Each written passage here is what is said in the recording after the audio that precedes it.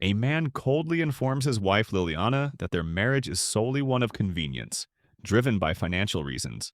He reveals that her father, Earl Eaton, lost a vast sum of 30 million in gambling and offered his daughter as a replacement for the debt. Seeing Liliana begin to weep, he tells her firmly not to cry, stating that he hates seeing women cry. Sitting alone afterwards, she regrets the marriage and is overcome with self-pity, blaming herself as foolish for ever thinking that anyone could truly love her. The Kingdom of Gracious possesses a wide and rich territory. Following the war, it has become a more peaceful and quiet country. Liliana's husband, the Marquis, is a constantly busy man who holds the title of First Division Leader of the Knights. Liliana has been married to the Marquis for a year, and during this time she has never had the opportunity to see him due to his duties. Despite this neglect, she lives a luxurious life. As Liliana sits peacefully knitting, her personal maid, Elsa, enters the room to deliver her afternoon snacks. Elsa presents her with a delicious strawberry tart, which is Liliana's favorite and was specially prepared by the head chef. She thanks Elsa for her constant care and attention. Elsa hesitates about sitting, but Liliana tells her it's fine since she invited her and asked her to eat with her. The rain outside begins to pour harder. Elsa notices Liliana is lost in thought, suspecting she may be thinking about her half-brother, Cedric. Suddenly, a carriage stops outside. Liliana notices the unusual noise and asks Elsa to look. She reports that the master is home. Elsa immediately goes to check if the master requires anything and to ascertain the situation. At that moment, the master's assistant, Frederick, enters the room and requests to speak with Elsa. Liliana feels uneasy, fearing something terrible has happened, since her husband has never returned home so early.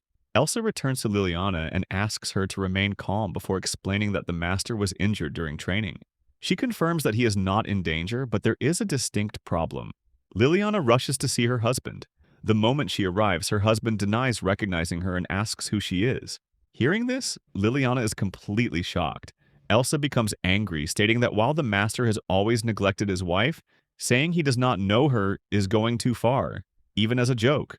Frederick immediately silences Elsa and explains the situation to Liliana. The assistant tells Liliana that the master was hit on a sensitive spot when he fell on his head and appears to have lost his memory.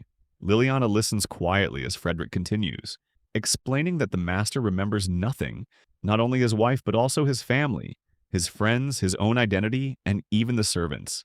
The master looks troubled and attempts to speak. Liliana goes closer and tries to comfort him, assuring him it is all right, though she is deeply worried about the severity of the situation. At that moment, her husband begins to adore Liliana, exclaiming that he cannot believe such a beautiful woman is his wife. Everyone present, including Liliana and the servants, is shocked, as he has never uttered such words in the entire year of their marriage. He gently asks Liliana for her name. Elsa moves closer to support Liliana and encourages her to introduce herself formally. She introduces herself royally as Liliana Catherine Dilwyn Rutherford. She manages a slight smile, internally relieved that she did not stumble over the long name this time. The master reaches out and asks Liliana to come closer. He then pulls her near, gently holding her hands, and apologizes for being a heartless husband who forgot she was his wife. He then earnestly asks her not to leave him. Liliana reflects that he does not know who he is, does not remember any of the people, and right now is surrounded by strangers. She understands how horrible this feeling is. She resolves that the only thing she can do is try to make him feel relieved, at least with a smile. Liliana assures him that no matter how inept she may be, she will always be by his side. The husband smiles slightly and thanks Liliana. The doctor, Morgan, stands beside the bed and tells the young woman that her husband's condition has been checked. He asks politely if he can speak with her for a moment. She listens quietly while sitting near him. He explains that her husband still remembers basic abilities like reading and writing. He also retains general knowledge, things like the kingdom's geography and the Marquis family's history. But every personal memory, especially memories of the people around him, has disappeared completely. The master assistant stands nearby and reports how the accident happened. It was raining heavily during the night's outdoor training. The ground became wet and slippery. While avoiding an attack, the Marquis lost his balance and fell. He struck his head hard on the stone floor. After the fall, they carried him to the medical office as quickly as they could, and that is where his condition was discovered. Frederick continues to explain that when the master first woke up, he repeatedly asked the identity of anyone he saw. Liliana watches him closely and notices the bandage across his forehead. The wound looks painful, and she feels a quiet worry growing inside her. As she keeps staring at him, her husband notices her gaze and tells her not to look at him like that. She quickly apologizes for being improper, but he shakes his head. He tells her he does not mean it in a harsh way, and that he only feels embarrassed. He admits that it is upsetting to forget his own wife because of a single injury. Liliana feels relieved that he is not angry with her. In a gentle moment, the master lifts his hand and softly pats Liliana on the head. The touch is tender, almost protective. Then he pulls her into his arms and holds her close.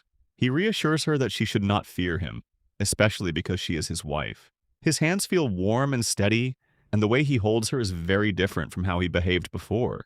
Liliana senses a side of him she has never seen, a side that feels almost new. They remain in a quiet embrace for a brief, comforting moment. But after that, Liliana hesitates and asks him to let her go. He refuses gently, insisting that she is his wife and that he has forgotten her warmth for far too long. His voice is soft but firm. Seeing the master act so affectionately, Elsa steps forward. With respectful firmness, she tells him to stop. She explains that although he only knew Liliana's name, it has already been a year since their marriage, and Liliana has spent most of that time working. He has never spent even a single night with her. Even on the wedding day, he left right after the ceremony for work. The master looks shocked when he hears this truth. He asks whether there was at least a wedding banquet.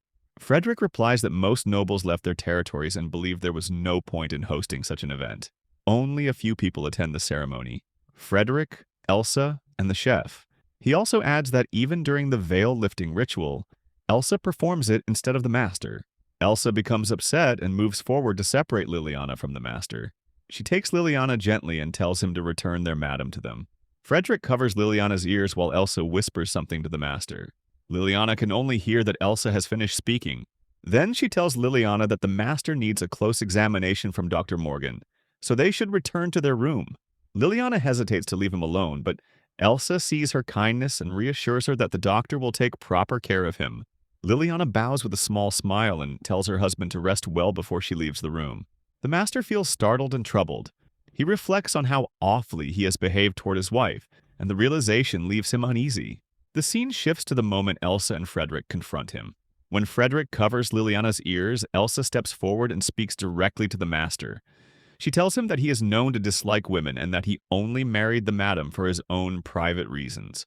She continues her accusation, saying that through the entire past year he has completely neglected his wife and has not returned to the mansion at all. Elsa adds that even on the wedding night, he barely spoke to the madam and left immediately for work. She reminds him that he keeps the madam locked away inside the mansion without any guilt, showing no concern and acting only out of selfish motives. Elsa's anger rises as she says that even if he has now lost his memory and suddenly wants their madam, it is too late. She calls him an unscrupulous man. Elsa then warns him clearly. If he makes their madam cry again, the one who will be thrown out of the mansion is the master himself. She tells him to remember this. Only after this warning does Frederick remove his hands from Liliana's ears. The master hears her words and stands in silence. He wonders if everything she said is true. If it is true, then he thinks he must be the worst man. He finds it almost unfathomable that Liliana still worries about him despite his behavior. A heavy feeling settles inside him as he tries to process it. He then asks Arthur if everything the maid said is true. Arthur confirms that it is all true and explains that ever since the wedding, not even a single flower has been sent to the madam. The master feels sad hearing this and asks if Liliana hates him. Frederick tells him that the madam does not hate him, nor does she hold a grudge. She is even grateful for living a comfortable life here. But if he asks whether she loves him, then the answer might be no. The master thinks about it and realizes that Liliana worries about him only out of duty. Even if they have barely met, he is still officially her husband, so it is natural for her to worry when something happens to him. He then remembers how he held her tightly earlier and thinks about how selfish and wrong that act was. He feels terrible and wonders how she could ever develop real feelings toward him after everything he has done. It has been 6 days since the master lost his memory. Liliana grows more worried each day, and she asks Dr. Morgan if her husband's condition is becoming serious. Dr. Morgan has stayed in the mansion for all 6 days while treating and monitoring his condition. He explains that aside from the memory loss, the master is healthy overall. He was simply exhausted from overworking, so he was told to rest well. Liliana looks at her husband and thinks that his face already looks healthier, but she also feels that something difficult must have happened to him. Dr. Morgan tells her that the master has always been incredibly strong. Since childhood, he has never even caught a cold, and whenever he received an injury, he recovered quickly. Liliana feels relieved and tells the doctor she is glad to hear this. She then asks if there are any signs of his memory starting to return. Dr. Morgan replies that he has examined the master carefully over the past few days, and he now wants to explain the situation in more detail. He begins by saying that memories are like pillars supporting a house. Strong pillars keep the house standing, but in the master's case, those pillars have become fragile because his memories are lost. When the pillars weaken, the strength of the entire house weakens with them. Dr. Morgan warns that this is dangerous, and at the moment, even a light breeze could cause the structure to collapse. Liliana listens quietly and then says that she is patient, but her husband must be feeling uncomfortable, not even knowing who he is. She asks if his memory will ever return. Dr. Morgan answers honestly. He does not know. The memories might return overnight, or in 10 years, or not at all. And even if they return, it may be all of them, or only a small part. Dr. Morgan explains to Liliana that her husband has injured a very sensitive part of his brain, and because of that, he has forgotten a large portion of his memories. Liliana's worry deepens as she listens, trying to understand the situation clearly. The doctor continues telling her that confusion or chaos of memories is common when someone hits their head or experiences an accident. The brain is delicate and complex, so it is normal for people to lose a few years of memories after an injury. But in the master's case, the situation is very unusual. Dr. Morgan tells her that her husband has forgotten 26 years of his life. Even so, he is not like a child. He still remembers everything he has learned over the years, his skills, knowledge, and abilities. What he has lost is the emotional memory tied to his personal experiences. The doctor explains that this is a form of amnesia, and amnesia often carries an element of pain. Sometimes the mind erases memories to protect itself from something it cannot bear. Liliana grows more anxious, wondering if something painful happened to her husband, something she never knew about. Elsa gently reaches toward her to comfort her, and tells her she does not need to be afraid. She promises stay by Madam's side throughout the process. Liliana nods gratefully and thanks her. Dr. Morgan then says this is only his current hypothesis.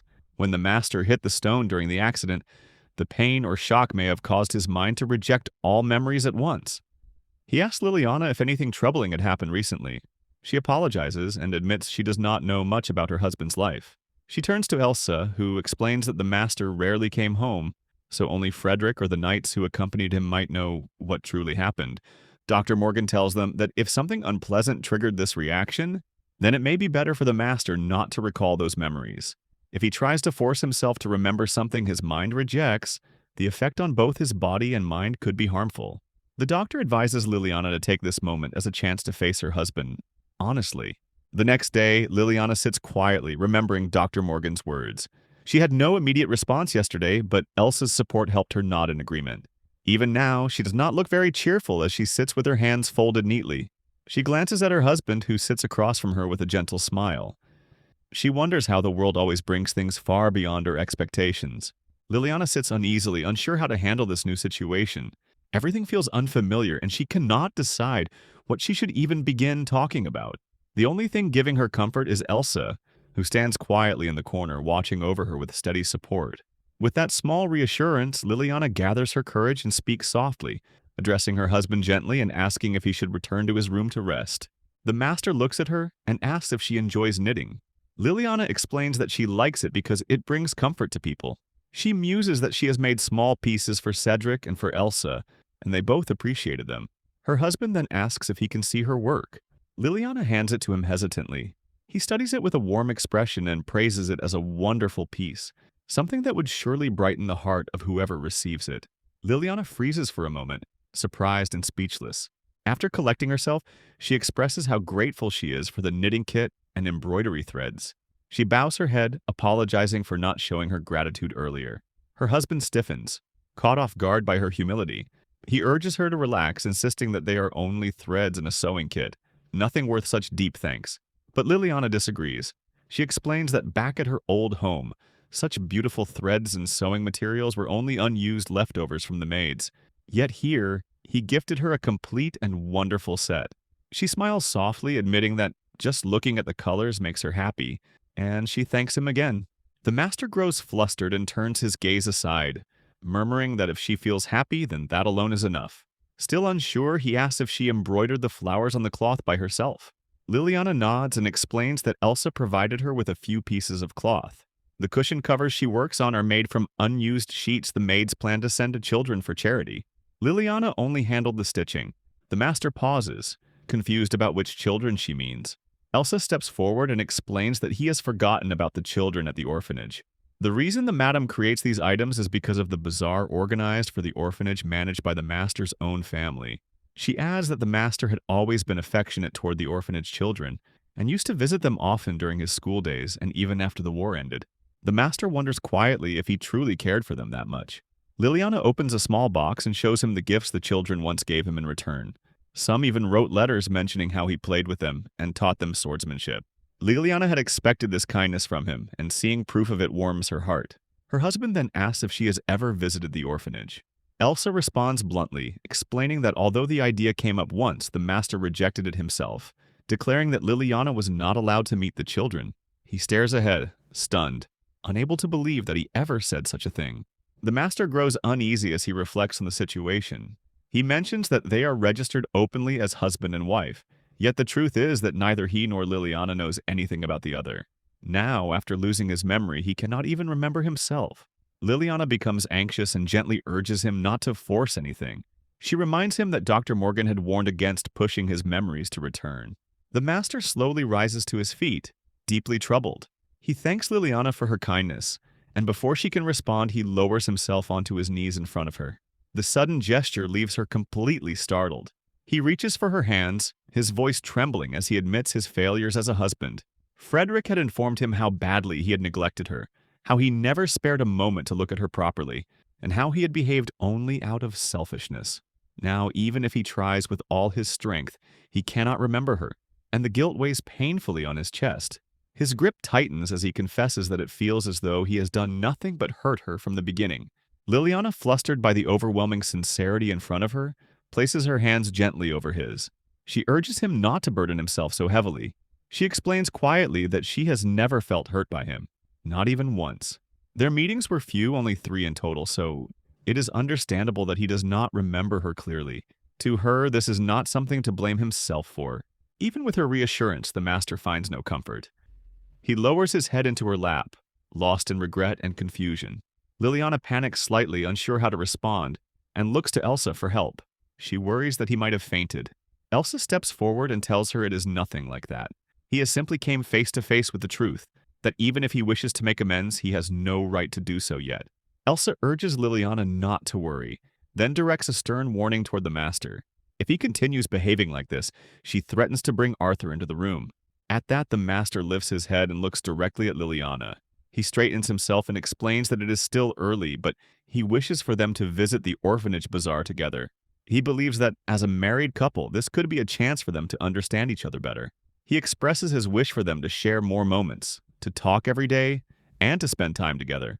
With firm resolve, he asks if they can attend the next bazaar side by side.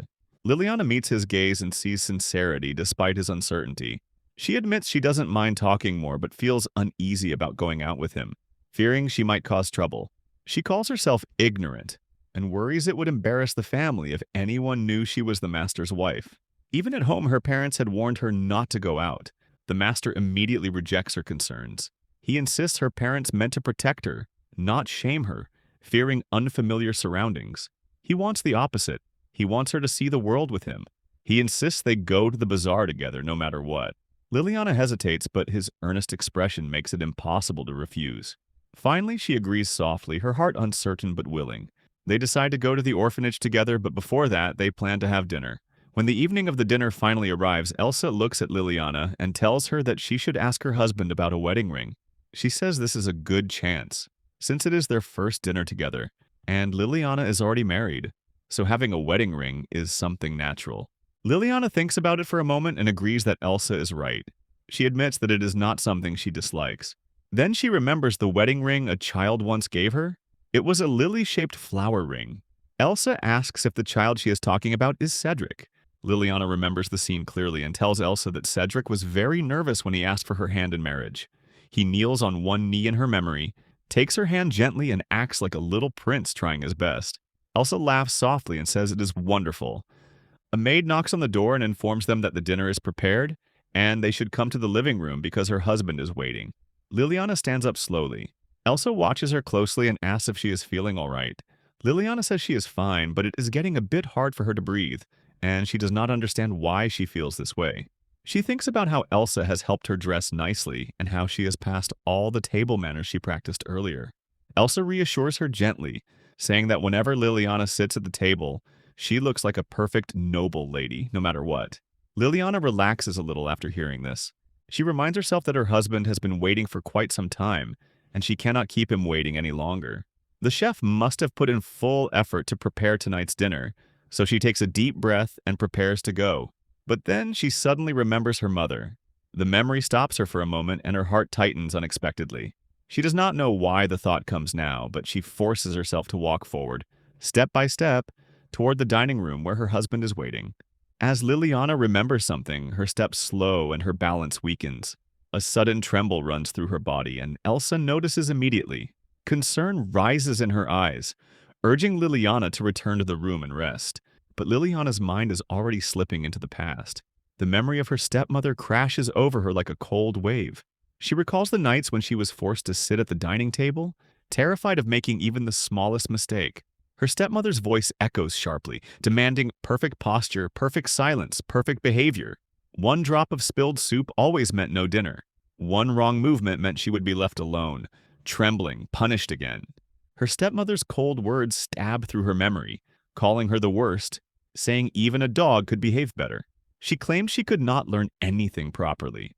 Every harsh comment, every punishment, every moment of humiliation presses down on her chest at once. Liliana's knees give out.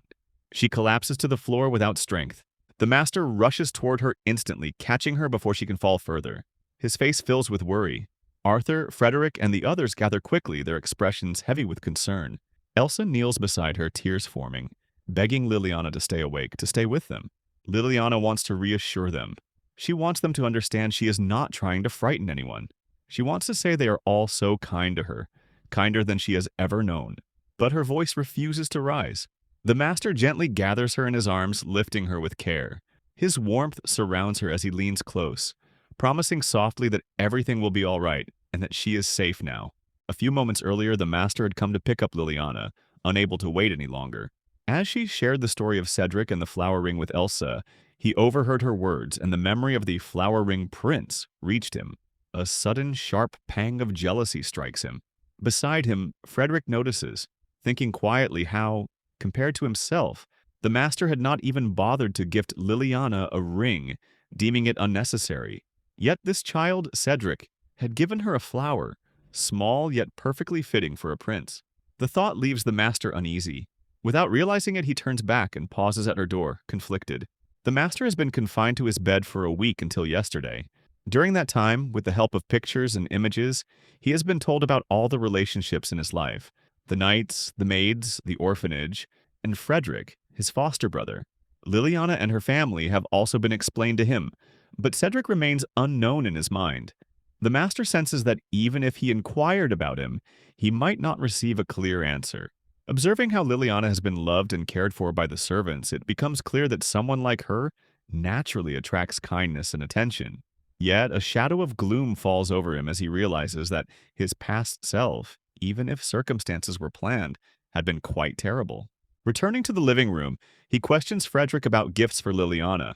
Frederick answers plainly, "If a gift is considered directly from the master, there is none. Every dress she wore had been pre-made, and Elsa had resized them to fit her.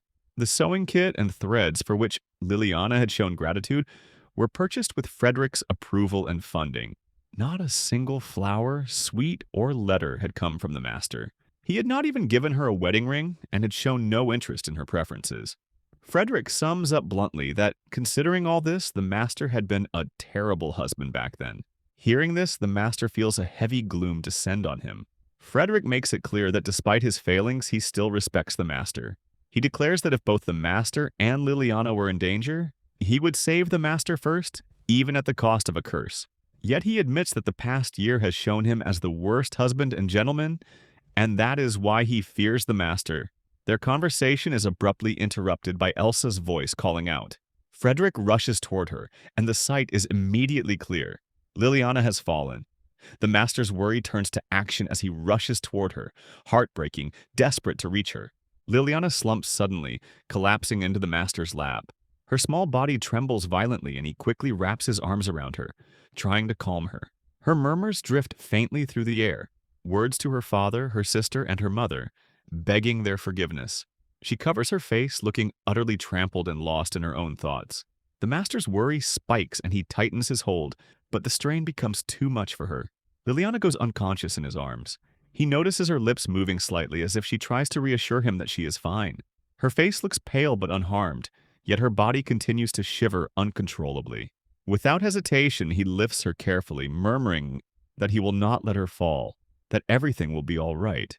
Her hands drop limply to her sides, lacking the strength to hold onto anything. Later in her room, Liliana rests under soft blankets. The master sits beside her, his eyes full of concern. He wonders if what happened was some kind of mental shock.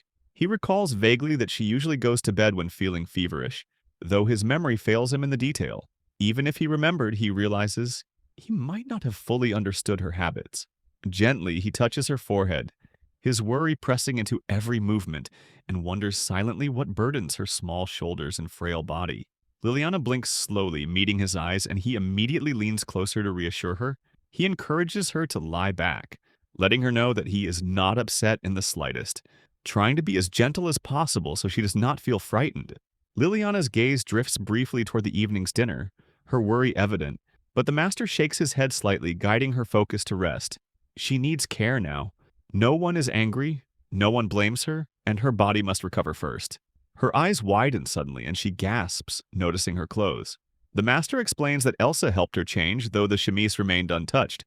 He recalls the guidance of Elsa and Dr. Morgan, remembering that Liliana should be informed of every little care done for her, especially when she seems so fragile.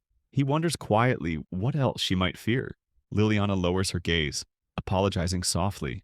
She feels guilty that he went to invite her to dinner personally, yet she could not make it. The master shakes his head gently. Illness is no fault of hers, and there is no need for remorse. Silence falls comfortably between them, neither rushing the other as he searches for a light topic to ease her mind. Finally, he leans forward, curiosity and tenderness in his voice, and asks quietly about Cedric. He wonders about Cedric, the boy she mentioned, and wants to understand their connection. Liliana explains that Cedric is her stepbrother, 7 years younger than her. It makes perfect sense to her that the master does not know him, as they have never met before. She wonders briefly if he perhaps learned of Cedric from Elsa. She describes Cedric as a gentle child, quietly fond of her, and reveals that he had proposed to her when he was only 5 years old. The master, fetching a glass of water for her, reassures himself that a child's affection is harmless and natural. Cedric is her little brother after all, and such childhood gestures carry no weight beyond innocence.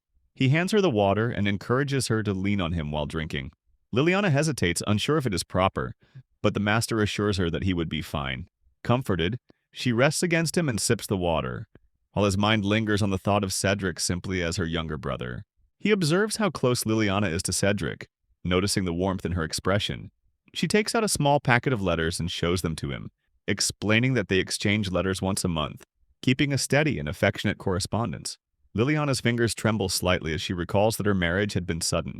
The wedding date had been announced on the day itself, leaving her no chance to bid farewell to Cedric or even process the change. The master struggles to grasp the situation. A ceremony announced on the same day feels almost impossible, yet her words carry the weight of truth. He considers how unusually brief their engagement had been, a stark contrast to other couples, and wonders how she could have been informed of the wedding only at the very last moment. His attention sharpens, recalling her panic in the hallway earlier. Liliana notices his gaze and hesitates, unsure if she can speak of the incident. She feels exposed, her earlier loss of composure still lingering in embarrassment. Yet her husband's presence is kind and steady, and he does not judge. The master notices the subtle trembling of her hands and the slight shake of her body, and his concern deepens.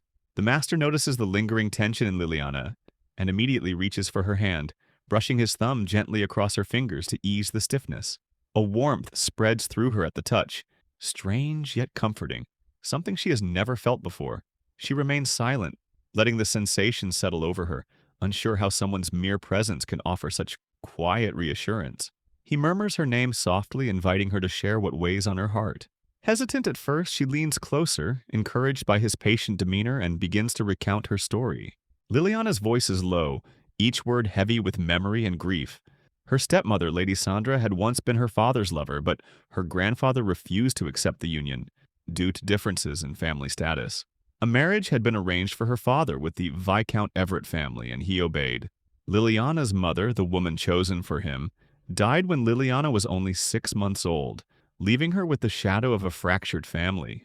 Her grandparents had already passed, and her father, despite the arranged marriage, continued his relationship with Lady Sandra, eventually remarrying her before the period of mourning had ended. Her older sister Margaret was born of this union, only a few months older than Liliana. Though both daughters were loved, Liliana carries the burden of being the child of the woman who stole her father's love. The resentment and hostility from her stepmother feel inevitable, ingrained, and unavoidable. She recounts the cruel routines that had defined her childhood. Each month, Lady Sandra would insist Liliana sit for dinner in absolute perfection. Even the slightest tremble while sipping soup would invite scolding. A single spill meant no dinner, and punishment awaited. The whip would follow, first on her hands, then her shoulders, and finally her back. Once satisfied, her sister would continue the punishment, the cycle repeating until both felt content.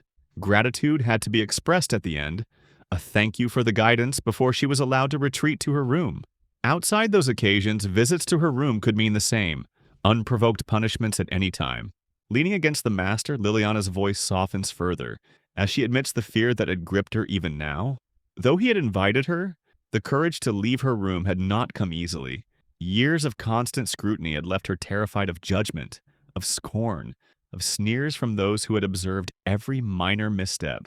Yet she knows deep within that no child would ever lift a whip against her, and certainly he, her husband, would never harm her. Even so, the fear lingers, a shadow that cannot be chased away entirely. Her husband pulls her gently into his arms, holding her closer as he apologizes for forcing her to have dinner with him earlier. He thanks her sincerely for opening her heart and telling him everything she had kept hidden for so long. Liliana remains quiet for a moment before she continues, explaining that Cedric had been the only person who ever cared for her. Because of that, she never regretted enduring the abuse that fell on her. She took it all so her little brother would remain untouched by it. Her husband listens to every word, then praises her with steady warmth. He tells her she is stronger than she realizes, and that her kindness is something rare. He urges her not to hold back anymore, and tells her she can cry if she wishes.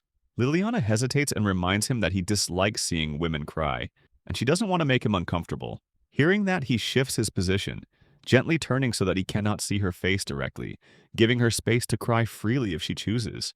Liliana slowly leans into his embrace. The moment his arms wrap around her, her tears fall, and she clings to him, whispering that he owes her so much that he could never truly hate her. Her husband holds her quietly and lets her cry until her heart eases. When her tears soften, he speaks with a confession that weighs heavily on him. He tells her he knows he had once been a cruel and unfaithful husband, and that he understands how selfish it is to ask her for anything now. Liliana feels her chest tighten and admits softly that she wants to trust him. He continues, saying he is a man who failed to recognize his own wife after losing his memories. Yet, despite everything, he genuinely wants them to live as true husband and wife. Liliana wonders how happy she could be if she could fully accept his words, seeing how much he has changed. But fear lingers, and she tells him she is certain that once he regains all his memories, he will hate her again. Her husband immediately denies it, insisting that such a thing is impossible because being with her already makes him happy. He urges her to smile, calling her name, with all the sincerity in his voice, hoping she will believe him at last. Liliana listens to her husband, sensing a depth of sincerity she hasn't seen in a long time. His voice is steady and gentle as he urges her to release everything she has been holding inside before it overwhelms her. He reminds her she is precious to him and vows never to neglect her again. The emotion in his eyes makes her heart tremble, and a long-forgotten sense of comfort begins to return, even as she hesitates to trust it. She quietly asks if he will ever come to hate her. He responds with certainty, assuring her through his words, posture, and calm tone that no secret she carries could ever push him away. When she questions him again, he lifts his hand to gently caress her cheek, warm and reassuring, repeating that he is certain. He promises to wait for her no matter how long it takes until her heart is ready to open completely. Liliana stands there in silence for a moment, overwhelmed by the sincerity he shows. She wonders if such comfort is truly possible for someone like her. She questions whether she is even allowed to accept this hope without fear of losing it again. Despite her hesitation, she allows herself, at least for this moment, to believe in what he offers. Her arms wrap tightly around him as she pulls him close, choosing to trust the warmth she feels now. Liliana stands ready in her elegant dress, taking a moment to steady herself. She calls for Elsa and asks if her attire looks strange. Elsa smiles warmly and assures her that she appears graceful and elegant, reminding her that it is only the master she will see, and there is no need for anxiety. Liliana admits that her nerves stem not from the meeting itself, but from the fact that she is about to see someone she holds dear. The memory of waking in the morning, wrapped in gentle warmth and the lingering scent of cologne, fills her with a soft, trembling anticipation. Liliana wakes slowly to the soft morning light, finding herself still beside her husband. A sudden wave of shock and worry rises in her chest, and she quickly sits up, fearing that she might have overstepped or done something wrong the night before. Her husband stirs and greets her with a calm, warm voice, asking gently how she feels. Liliana hesitates, her lips trembling as she begins to apologize for last night. Before she can finish, he pulls her into his arms, holding her close and assuring her that there is nothing to apologize for. Relief floods her as she thanks him quietly, the tension in her shoulders easing under the strength of his embrace. He glances at the time and notes that breakfast is nearly ready, still holding her close. Liliana attempts to rise, aware that the meal waits, yet her heart feels as though it might burst from the flustered emotions building inside.